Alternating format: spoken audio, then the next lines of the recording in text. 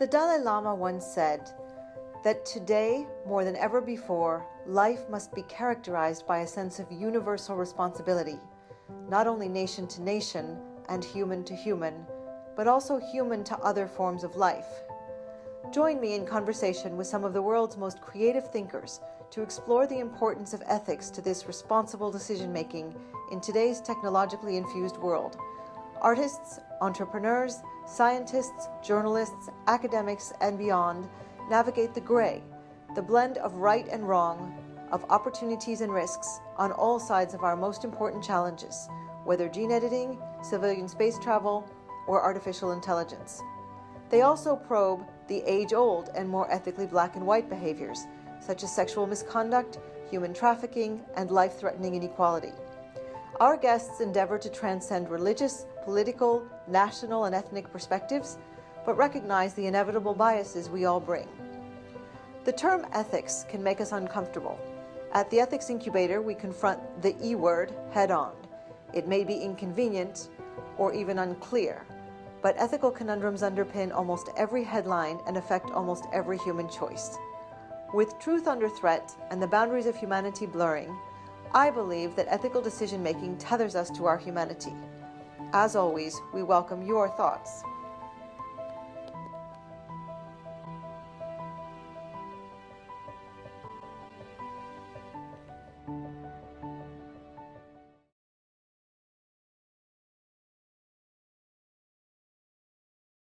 Very, very nice to welcome you, and thank you so much for taking the time to speak today. I was just saying that your book, Influence, 5 million copies sold, I'm sure more since they printed that cover. All kinds of business leaders, including Charlie Munger, who was Warren Buffett's colleague.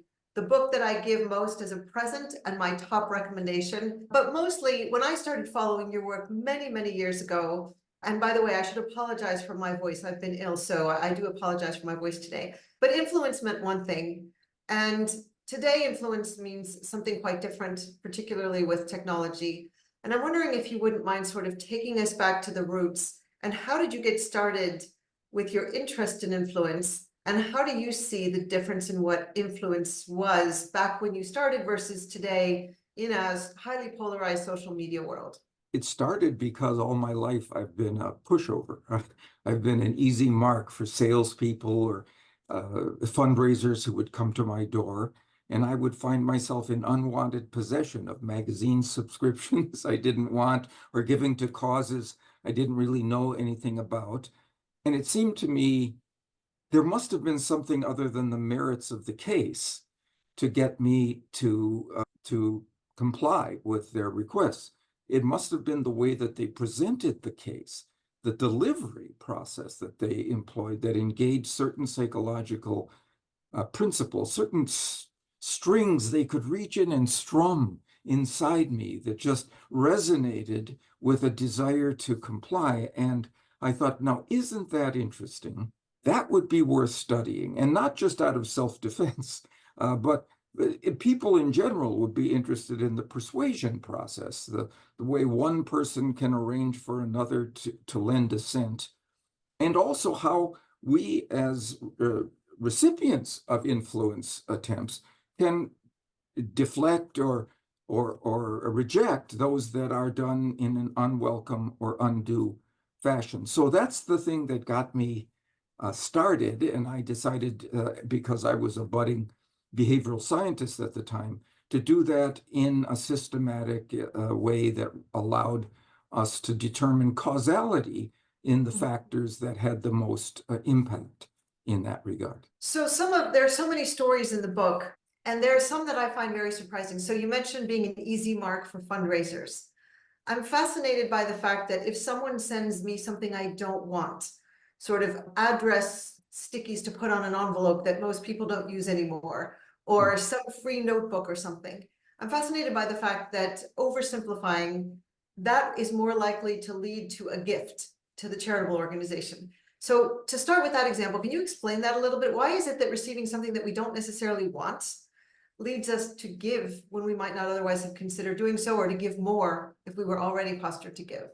It has to do with one of the basic rules of social influence, or principles of influence, the one called reciprocity, reciprocation. It exists in all human cultures. There's not a single human society that fails to train its children in this rule from the outset. You must not take without giving in return. We have, in every language, we have very nasty names for people who take without giving in return. And so we're taught from childhood not to be, there are all these terms. You can be called a moocher or a taker or an ingrate and so on. Nobody wants to be labeled like that. So we have an automatic tendency, if we have received, to give back to those who have first given to us. And normally that makes great sense. That's the reason it's taught.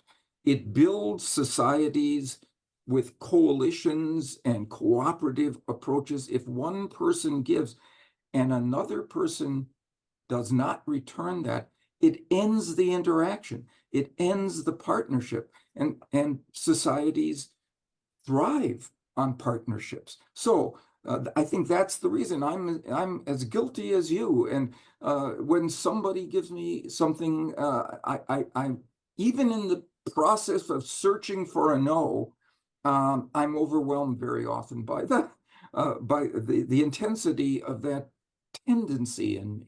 So I'm always surprised when a trick is known that it still works.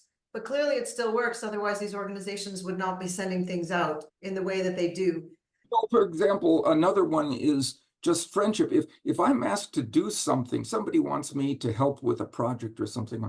If a friend asks me to help with somebody else's project, I say yes at many more times likelihood than if that stranger did. I mean, again, another thing, liking is another of the principles of influence. And it normally steers us correctly to say yes to those people we know and who like us. So we get caught up in this system that normally guides us correctly and sometimes doesn't if profiteers use that principle, exploit that principle in unethical ways to spur a yes where it's not warranted. Yeah. So you took me to exactly where I wanted to go, which is, what are some of the most unethical ways that people use influence? There are obviously the extremes that we see in the movies, the con artists, but are there kind of day-to-day ways, or even ways that you're seeing, for example, with technology, that scare you, that sort of is taking this notion of influence in a direction that isn't socially valuable in the way that you just described? Yeah, so for example, the influencers, these people who are on our digital environment and who push various kinds of products or services, they tend to be, there's new research, if they are physically attractive, if we like them more just for that, they're significantly more likely to get a cent for any product or service that they promote, even though we may know that they're being paid to do so, right? These are the kinds of primal tendencies. I used to say primitive. That's the wrong word because it sounds like they're blunt or somehow crude. Primal, they're elemental tendencies in us that we have evolved into, either genetically or have been socialized into, to usually do well. And as the world becomes more technologically advanced and information is overloaded into this system, we don't have the time or resources to step back and analyze the pros and cons of all of the options and decisions and choices we are exposed to these days. And so we use these principles, these heuristics, that if they're in the situation, that's enough to evoke the response. So there's so many things about what you just said that go to the core of the ethics of all of this. One is that heuristics is sort of by definition, any kind of shortcut means that we're not fully informing ourselves. Right. The other is that when you're talking about people who are some very specific definition of attractive or likable, to use your word, what does that do to all of the effort that we've been making in society for diversity, inclusion, being open-minded, listening to different types of voices? So what we see in these influencers is there's some diversity, but that certainly isn't the primary objective or necessarily the most highly paid. Or even when there is diversity, it's to subgroups who are like them. Right, right. So it's not diverse, except in a broader sense that doesn't involve the dyad, doesn't involve that particular interaction. Yeah. So now perhaps maybe an unfair question. We're coming up on an election in the US. We're also coming up on an election in the UK, where I spend a lot of time. And we have this polarization. We have this environment in which now we have to add Chat GPT or the generative AI that is sort of spewing falsity. Indeed doesn't even know the difference between truth and falsity. Is there something about your work on influence that can help us either individually or as a society counteract the ill effects of all of that, the spreading of falsity, the driving of polarization? Well, it's going to require the intervention of government or professional bodies to penalize deceit, to penalize the communicator of misinformation or disinformation. In the same way, we have government organizations or agencies that penalize false advertisers, right? That publicize them and penalize them and give them costs associated with doing that. We have to find a way as a society to do that in a systematic way. And we will forever be in a tug of war with them, because they will try to find nuances to get away from detection. And we will have to find ways to overcome those nuances and so on. But we do that all the time. Anyway, right, in various kinds of, you can't be lied to in a commercial exchange when you're buying real estate, for example. If you say something and it isn't true, and then you get penalized for it and so on. We have to do that with information that exists in this political environment. And it's, I agree with you, we're being polarized. And here's the one thing we've found that can influence the polarization process and bring people back, I think, to a form of reality. If you have people who are dissembling, who are deceptive, who are misleading us, there's a particular kind of communicator who's very effective in informing prospective recipients not to believe this. It's called the convert communicator. Okay. This is the person who bought the line, or used to believe in this particular candidate or this particular policy, and then saw the deception, experienced the phony or the unethical approach by which they were brought in, and they report on it. Okay, so somebody who's as you say, converted. Who's converted and said, I don't believe this anymore, and here's why. And that person becomes an authority now.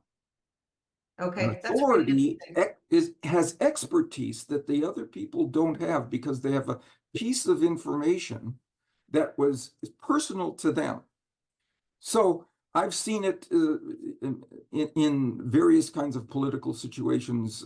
When Barack Obama was trying to get health care in the United States, and it was having a very difficult time, there was a series of ads of people who said, I was against this. And then my grown daughter got sick with cancer. And without this, she would have died. She would have been lost to me. Or the anti-vaxxers. Right. Somebody says, I was and then my 4-year-old son got measles, and he's deaf. right? So you get these people who live the experience and can report on its And so is weaknesses. it that they have extra credibility because they sort of used to be like me? Oh, that's really a good point. You know, Because they're we listen to people who are of us, Mhm. not just like us, but of us in the same category. It's the principle I call unity. If we can see someone else as like us, one of us, Mhm. all barriers to influence drop. This is also incredibly fascinating. We won't have time to go through all the different examples, but can I just ask you, during the course of your work, what is the most surprising example of influence and surprising result of your research over the years? I think it was how few fundamental principles of influence there are. I've only counted 7. There are hundreds, thousands of tactics and practices and techniques employed, but you can categorize the great majority of them in terms of just one or another of 7 useful principles of influence. And that's good for us to recall because we can handle 7. Mhm. We can So remember 7. no, exactly. Let me ask you about one specific example in the book, and then we'll sort of broaden the lens a little bit and in the last 10 minutes or so, look at sort of broader societal issues. There was an example where I think it was, if I'm not mistaken, a jewelry store, and they raised prices. And when they raised prices, they attracted much more business. What Yes. is that all about? That's about something we've learned from childhood. Expensive equals good. Right? Wow. It turns out it was a jewelry store in Arizona where I live that was selling turquoise jewelry, Native American turquoise jewelry, and mostly to wealthy visitors who come for the winter. They come to Arizona for vacations or to winter here. And they were looking for good turquoise jewelry. And the proprietor of the store had a certain allotment that wasn't selling. So she asked her when she went on a trip to an Indian reservation, actually, to get a supply of turquoise jewelry. She asked her head salesperson, she wrote a note, everything in this cabinet priced by 1/2. Right? She came back and they were almost completely sold. She wasn't surprised by that. She was stunned when she learned that the salesperson had read the 1/2 as a 2 and doubled the price. And it And was that's the as simple as doubled price. expensive is good? Expensive equals, typically you get what you pay for. Wow. Typically, the things that are more expensive are more worthy, are deserve to be more expensive. Again, it's what's typically true that drives us, even when, in this case, it was a mistake, but even when profiteers will exploit that, right, to produce their outcomes. So let me, if I may, just broaden the lens a little bit. First to the university world. You've been in the university world for a very long time, in Los Angeles, and certainly read around the world. The university environment today, and in particular around free speech, is fraught. Geopolitics is extremely complicated and highly sensitive, and perhaps more than ever, at least in my view, very personal to members of university communities, as opposed to some of the other events in the world that were sort of more out there or over there.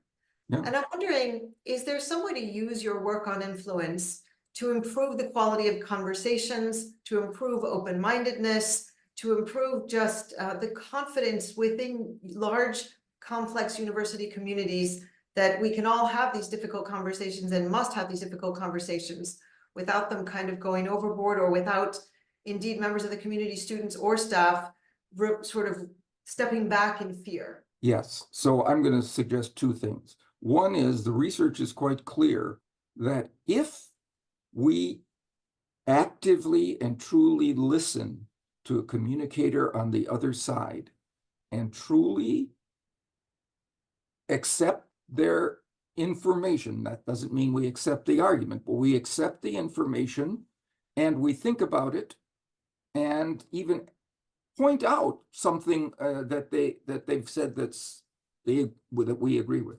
we get significantly more conversion to our point of view when we then take our turn in the process. If we become the communicator, we have to show them that we are open to their ideas, that we don't reject them out of hand, that we're sympathetic to the situation that they described, and we listen to it carefully.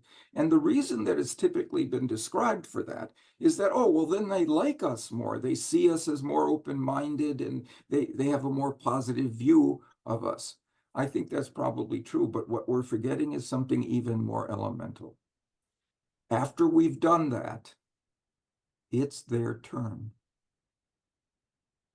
The rule of reciprocity says now it's their turn, and they open their minds and consider what we have to say in a even-handed way without an automatic rejection. So that's one thing. We have to take the initiative in being willing, instead of just pushing people away and not letting them speak, right?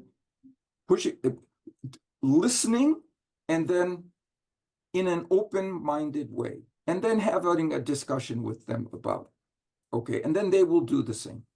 The other is to, on that same topic, the people who, in these fraught political times, don't want to be exposed to the messages of others that they might find offensive or in some way objectionable. It's a big mistake in terms of influence, persuasion, because we have, I'll say this, I'll give you my conclusion and then explain it. Counter arguments are stronger than arguments. The research literature is very clear. If we don't learn how to counter argue, and if we don't give ourselves the chance to counter argue, we are fools of the influence process. We have to allow in the university for people to learn and practice the art of counter arguing, even if they find it objectionable in some way or another, what the other person, they have to be able to understand it and counter it in order to win the day. Yeah. Well, I think that, I mean, that's fascinating, because basically what you're saying is to take reciprocity and to put it in one of the most complicated, fraught situations today, but indeed one where there is, at least in my view, a responsibility to uphold this kind of difficult conversation. That's the point of an academic institution. That's how we define academic freedom. So I think it's fascinating to hear you apply, we are on the same page. You know, it's fascinating to hear you apply a concept that we started the conversation with when I was saying, why when I get address stickies or notepads I don't want? And now we're talking about what can happen with geopolitics on university campuses. Just a couple last questions, if I may. Stepping back from the specific work, where do you personally get your, what I'll call your ethics true north, your principles, your values, sort of the guideposts for your own living? So it's a fairly, where I get them from is my own experience, and I took ethics classes in the university and so on. But the truth is, philosophers have been banging their heads against the issue of what is ethical and what is not for centuries, and without a great success. So I can't answer that question, but I can answer the question of what's an ethical influence attempt. And for me, it's defined in terms of these major principles of influence. So one of the principles is authority. We talked about expertise. If you're an expert, people are more likely to follow your lead. Another is social proof. If a lot of people around me, like me, just like you were saying, like me, are doing it's probably a good thing for me to do. If something is scarce or dwindling in availability, a valuable opportunity, right? I should probably say, well, if as a communicator, I can point to genuine expertise that advocates for this position, or I can point to the fact that there's a trend of people a lot just like you who are moving in this direction, or this is a genuinely unique opportunity that if you don't move in a particular direction it will be gone. I don't consider that just ethically acceptable. I consider it ethically commendable, because we're moving people in the direction of the valuable and valid evidence that lends itself to a good choice. The ethically objectionable approach is to falsify any of those features, to claim that there's a majority of people moving in a direction, or there's an expert who is dressed with a white coat and a stethoscope Right. on a TV and is an actor. I mean, those are the kinds of things that I think we need, once again, to counteract and not just fail to be swayed by, but tell other people about it. We now have the internet. Technology isn't just something that's imperiling our ethics. We can expose those people who are doing so in our networks and online so that they are less likely to do that in the future. No, as opposed to using the internet for the opposite. Exactly. And I think for a lot of people, it feels like a bit of a losing battle because it's so viral, and all these expressions that we have about how quickly falsity spreads, etc. But and when we do that, we become the convert communicator. Right. So beyond your sort of personal true north, when you look outward today, what are the one or two things that worry you most about society's ethical struggles right now? It's the one that you mentioned at the outset. It's deep fakes and deceptive presentations of information that we can't separate from genuine information. I don't know where we'll be as a society if we can't choose well, because there's as much phony information as true information that we're exposed to. Right. Well, that's the one I worry about. Well, that's interesting. So I've been very worried about that myself. In fact, I teach a whole class at Stanford called Ethics of Truth in a Post-Truth World. And the whole premise of the class is to ask the question, does truth even matter anymore? And it's quite fascinating to see where students come out with this, but how important truth is to memory, how important truth is to being able to distinguish scientific truth versus more subjective kinds of truths. It's 60 degrees, as one of my students said, but I may be cold at 60 degrees and you may be warm at 60 degrees. So, but just the idea that we're not even sure whether we value truth. And then, as you're saying, even if we do, whether we can distinguish truth from falsity because of the technology, I think we're headed for a very complicated time. Even without technology, there's something that you said, I think that's really important, and that is, I'm going to oversimplify here, but there are people who determine truth based on evidence of factual evidence, right? Finders of fact, right? Evidence from science is one of those places, but there are others. And then there's another group of people who seem to be on the rise now, who decide what is true based on belief, especially preferred beliefs, that what they believe to be true is what they want to be true. And there are certain politicians right now who are modeling that. Truth is what I believe, what I want it to be. And now, what do we do with that as truth now? If that's the case, truth doesn't matter, because it's crazy. But if it's the other way, so we have to fight for fact-based truth. Right. I mean, I've said to my students, and I've said in public speaking, that opinion matters and facts matter, but they're just not the same thing. And we get into trouble when we confuse and conflate the two. And opinion or beliefs, use the word belief. But also truth is not the way we wish the world is. It's the way the world is. And we get into a lot of trouble, needless to say, ethically that way, but also it's really interesting to, this really does go to the core of your work, because your work can be used sort of for good or for ill, almost more than any other body of work that I've seen.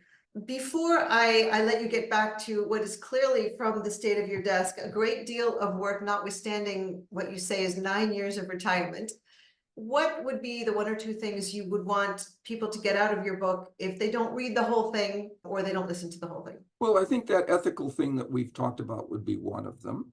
Okay. The other is, I'm going to go very basic and quote Benjamin Franklin, who said, "If you wish to persuade, speak not to argument, speak to self-interest."